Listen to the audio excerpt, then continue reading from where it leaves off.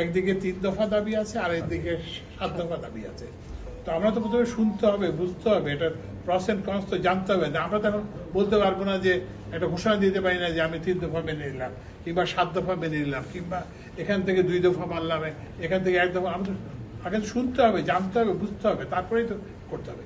এর মধ্যে আমরা যে এই যে আপনাদের মাধ্যমে আমরা জানতে চাই যে আমরা এটা নিরপেক্ষতার সঙ্গে কারো পক্ষপাতিত্ব না করে আমরা এই সমস্যার একটা ন্যায্য সমাধান খুঁজতে চেষ্টা করব।